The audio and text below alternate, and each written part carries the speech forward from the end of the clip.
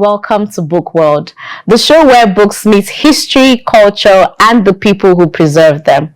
I am your host, Adrea Torhee.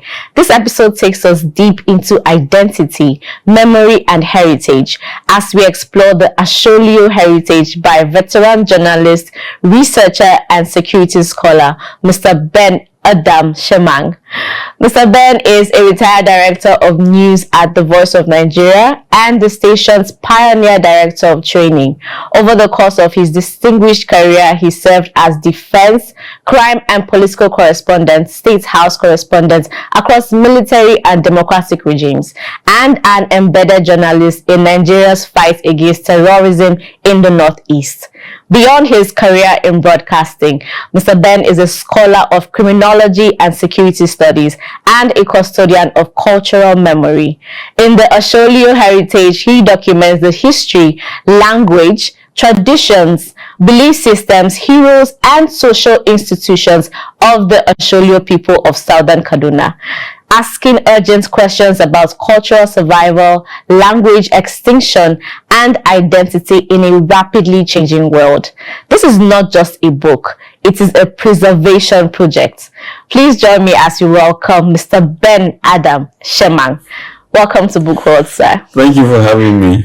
We're glad to have you. I hope I did not murder the name. You are teaching me Adam. It's not Adam, it's Adam. Exactly, you got it. Okay. So that is our heritage. Yes. You got it. Thank you so much. What about Asholio? Asholio, yeah. Asholio. Asholio is a dark A, so to speak. Wow. Yeah. Okay, so tell us about the book. Why did you choose to write the Asholio heritage, and why now?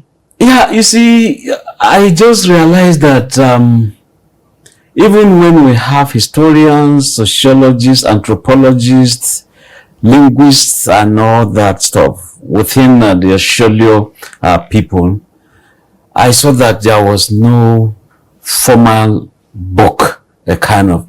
It's not as if people are not writing some things about Asholio people and their culture or heritage. But there were always some little pamphlets here and there, and I decided to go into this. I had an uncle who read French in Nigeria and in France, and he became the district head of Bondon at the point. So each time seminarians or some people who want to do some comparative religion, he would refer them to me because he knew I was always asking some questions here and there, and he knew I was up to something.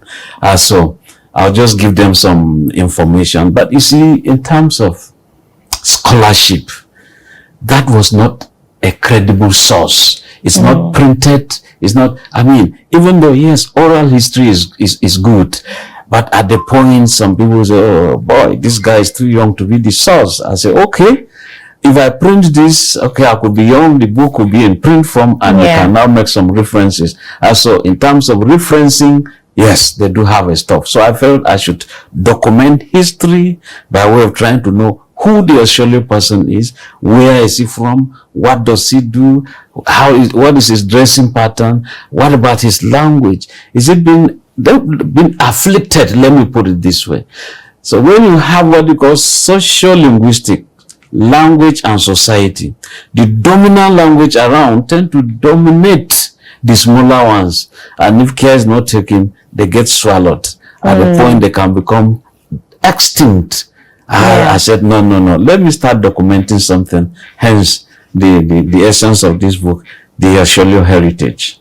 Wow, this is awesome, because there are a lot of tribes in Nigeria that people do not even know about, and with this you're able to share with them the Asholio heritage, who the people are, and you know what they represent. So can you just share with us who the Asholio people are and what exactly defines them as a people of Southern Kaduna? Yes. Now let me put it this way: the people call themselves Asholio. But outsiders like you, the Hausa, the Fulani, the Birams, the Jukuns, they always call the same Asholio people Marwa. Oh. So if you hear anything Marwa, but it's different from the Marwa or different from Buba Marwa. And if you check, when Buba Marwa was appointed military governor in Lagos, some people went into the biography and said, oh, he was born in Marwa Manchok in Kaduna State. No. So, but I felt that let's go back to our original name, because names so given to you are different from the ones you call yourself. So we call ourselves Asholio. Just like you hear of Kataf. Kataf call themselves Atiap. Then you hear of Kaguro. They call themselves Ogro. Then Kafanchan, people call themselves Fancham. Okay. Now you have those you call Kaje. Kaje call themselves Kaju. Then you have Bakulu. You know, so people will now want to look, let's go back to what we used to be. And that is why I felt, let us go to preserve what we are before it gets distinct. And what we've realized is this constant, you know, it's good to have this intermarriages. Yes. Now, if your wife, or if somebody's wife, a Sholio man, is his wife is maybe Tif or Idoma or Fulani, you just realize that at the point, if care is not taken, the children will not be speaking either of the two languages. True. True. So it's already happening. Exactly. So the moment you have that, there's always what we call transgenerational transfer of language. Can a grandfather speak this language to a grandchild? Can a grandchild discuss your language, or any language for that matter, in their native language? I'm not talking of English language, for example. No, I'm speaking of native, real native. You know, so mine is to see that we preserve this language. Yes, it could be minority. I have a friend, when he saw that I was teaching Sholio language in YouTube, he said, oh, Ben, you are trying to block the ocean with your hands from flowing. I said, well, I can still create a little obstacle. Yes. You know, and I will do it, and I believe I have believers. So I do see some people following me in my YouTube trying to see how to speak Sholio language. Now, there's a difference. The land is Sholio. Oh, okay. Then the people are Asholio. Then you speak Sholio. So that is the way it is. And as for who we are, really, at the point, this theory of origin, many of the tribes, they say, oh, we come somewhere up north. Somewhere up north, some will say the Bauchi theory of origin, where you have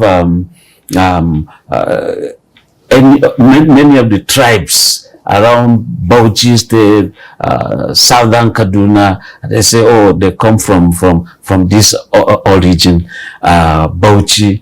But at the point, we have a very wonderful river, Vak River. If you go there, I tell you, see, the water is just gushing like boiling water underground.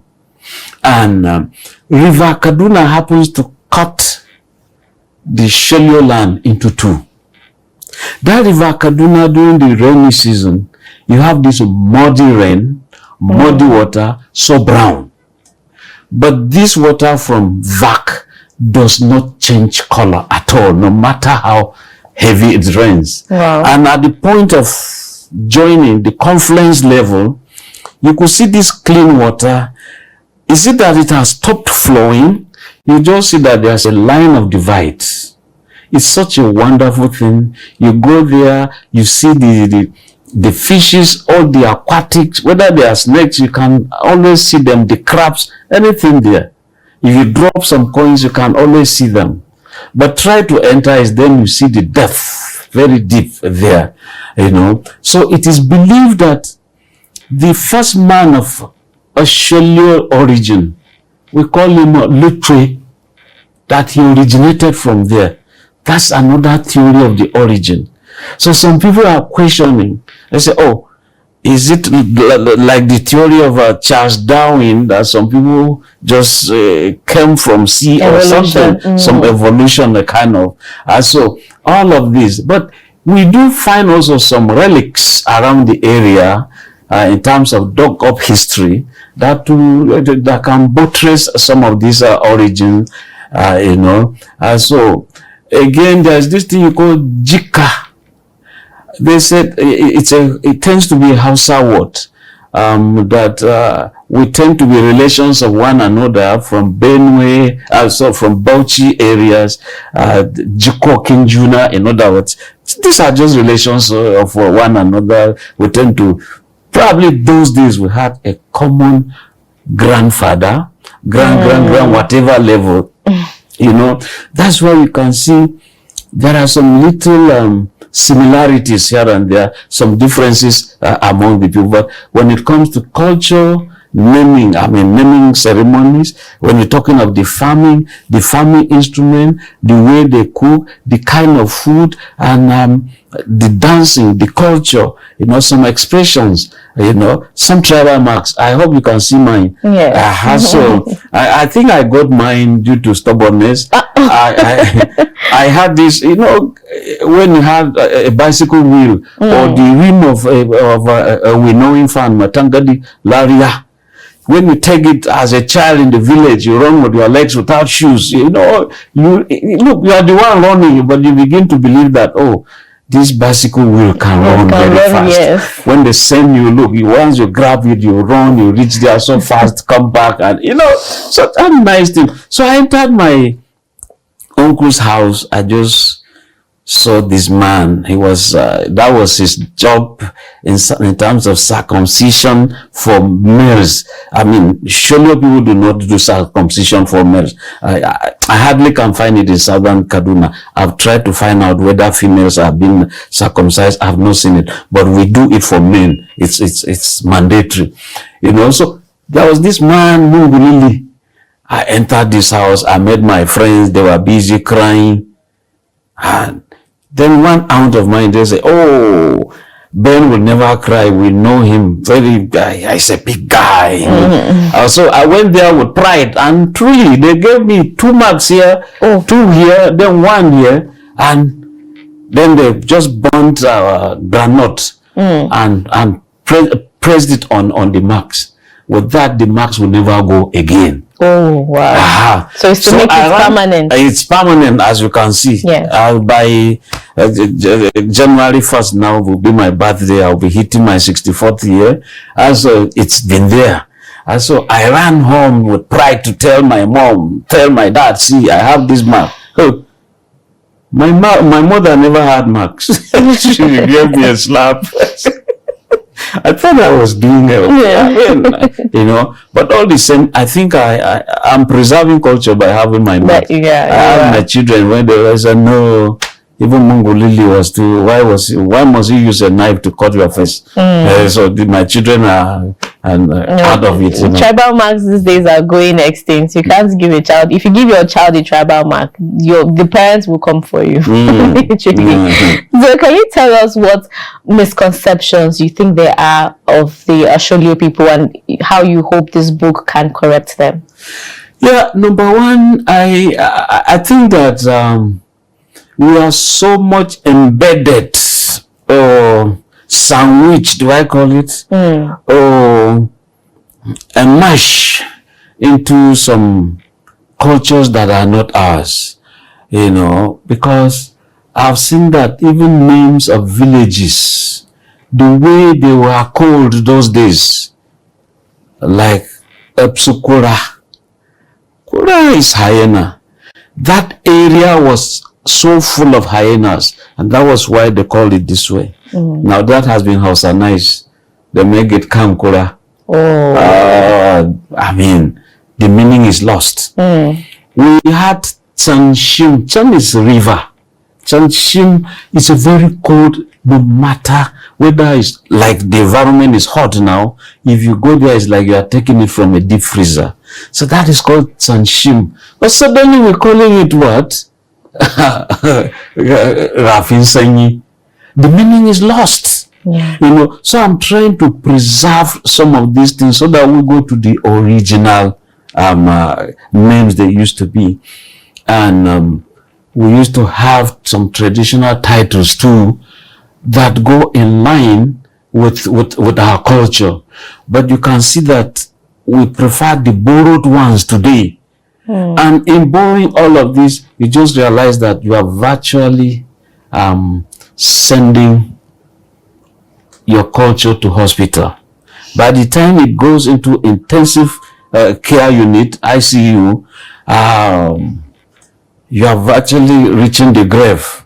And when that goes, and that is why today, if you check many of our fingers, the 5 fingers, how many can name them? Yerizan, Maturbak, and all that stuff. How many? Then you look at your teeth. If you are to call them in your own name, when you have the canine, the incisors, the molars, the premolars, what do you call them in your own language? So it says a lot. The moment you begin to substitute with another language, then your language is becoming extinct. And what we also call the usual culture clash. In the 70s, when we were small, I could see my elder brothers, they had all sorts of fashion. If you check some of the pages there, you see them. They had these shoes they call high heels, you know. The ladies had the ones very tall to high too. We call them akachut. You know, the way they move, it's making that crunching sound, kichut, kichut. So we call them akachut, you know. And we realized that they had pairs of trousers that they call them keep Lagos clean. The shoes you are wearing will not be seen by any oncoming person, because down there from the knee down, you've so open it so wide that the shoe is hidden there, and for that reason you keep on sweeping the ground, and it was called keep Lagos clean. Far in my village there, keep Lagos clean. My people never went to Lagos that it was very far, but they named it that way, and there was that pride for wearing those things. Then you could button up and you leave the chest open, then the next button will start from the stomach down, maybe 2 buttons, then you leave the other ones flying. Not that kind of a thing. You could fold your sleeve, maybe it's halfway. It was so involved. Or you leave the collars, you raise them up, and you go cocky, you know, you move on. So at that point, you could see that people started even bearing some nicknames. You know, I remember my elder brother, Spacey, Thaddeus Adam Shemang, he was Spacey. Then Vincent, in fact, took another name, Vincent Abbas, you know, but his popular name is Rock. He has retired from my ABU. He's there in Summer Rosaria, enjoying his retirement. But you could see many people. You have Gypsy, you have Oscar, you have Wakdu, you have all sorts of names. You know, Slow Poison. At the point, someone was bearing Satan. I said, what? How? Then we are into a culture shock, a culture clash, and if we are not careful, then I said, okay, let us begin to record what we ought to do. And I remember to maybe around evening, 7:30, there were village squares. The young maidens will go there doing their games, nice songs. Then those who wanted to woo them into marriage, if someone came from a different community and removed a headscarf of a lady and goes a day or two, if she sends somebody to go and receive that head tie, it means she's not interested, you know. Then they also had all sorts of songs. If some boys come in there and the songs became some kind of among all these guys, there's no choice. Then you just know it's bad market for you. Another one, you know, look at this one. All it does is to eat, and you want to marry me. No, forget it, man. So when you hear those kind of songs, you know, each time I read, in fact, when I was writing at the point, I could imagine my elder sisters, my aunties, when I was young, what they were doing. At the point, I'll just stop typing and start smiling. I'll see those ones who have even passed away. I'll just see them as, oh, village square, nice life, So I felt I should bring all of this to life. Wow, this is awesome that you had to share all of this, and I can't wait to also read through properly and enjoy, and also imagine how, especially the things you explained about nature, how the water is different, the separation, the muddy areas. It's really wonderful to see. Nigeria is such a beautiful place that we don't even know some of these places exist. We don't know some of these tribes exist. So it's good that you're sharing this, not just for the Asholio people, but also for Nigerians at large who do not know about the heritage of the Asholio people. Now, I just want to ask you, how did your background in criminology studies help you in approaching the book? Yeah, you see, when I started my journalism career, specifically in 1990, and on entering Voice of Nigeria after postgraduate program at the Nigeria Institute of Journalism, Ogba, Lagos, so I was sent to Voice of Nigeria for attachment, industrial attachment.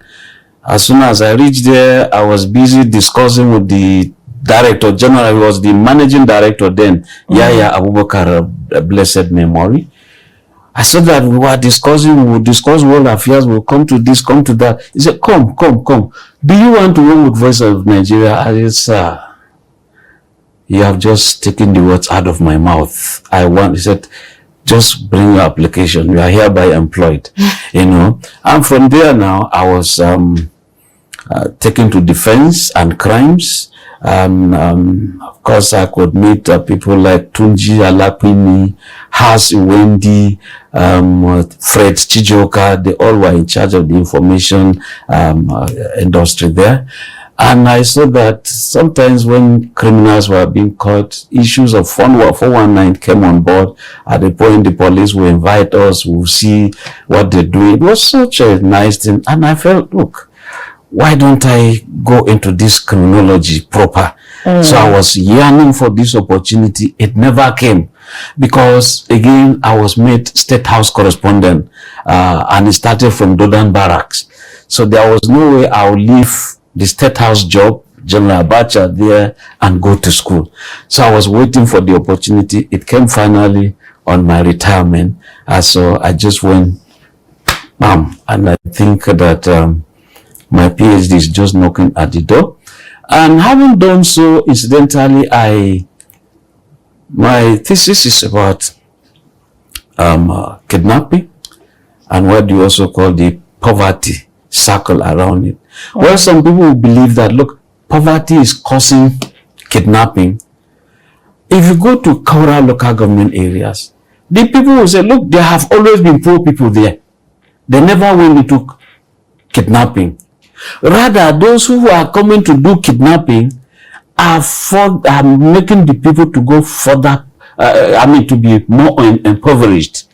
This multidimensional poverty is there. You now see farmers selling their clothes, selling their farms, selling their produce to gather money to pay for ransom. Poor people gathering money to pay for ransom. So it has further made them very, very poor. And so this background is actually, in fact, as we are talking now, I know that my cousin now, he had a wedding just yesterday.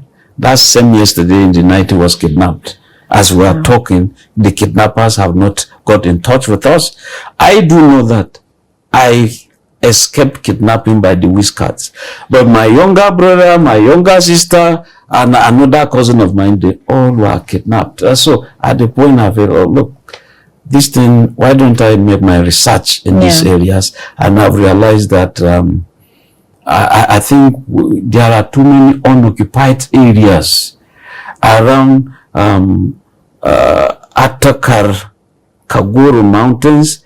You go to Takwat, Are these all in Kaduna? Yeah, exactly, yes. Okay. Then they share boundary with Plateau. So you just see that each time these people strike, they move to these areas. And that's why we need more of the security presence there. Yeah. Because we cannot live the way we ought to, you know. But all the same, the people are resilient. They enjoy their life. They enjoy celebrating. You know, you always find this a fun day with these Kagoro people. You have a cat day for the Atakat. You have a Yadatiap. Then you come to Asholio. We have Mama Asholio. Oh, nice. You need to see people come in to see our dances, you know. When you are hungry, just enter any house. I assure you, you'll be given food. Thank you once again for this powerful message. This message is powerful indeed and necessary contribution to cultural preservation and national memory. The Asholio heritage reminds us that history is not just something we study, it is something we inherit, we protect, and we pass on. In an era where languages disappear and traditions fade, this book stands as a record, a reminder, and a responsibility. It challenges us to ask important questions about who we are, where we come from, and what we choose to preserve. To all our viewers, the Asholio heritage is more than a book. It is an invitation to understand culture beyond broadlines, beyond headlines and borders. This has been Book World, where stories live beyond the page. I am Adrea Torhee signing out. Keep reading, keep remembering, and keep telling your stories.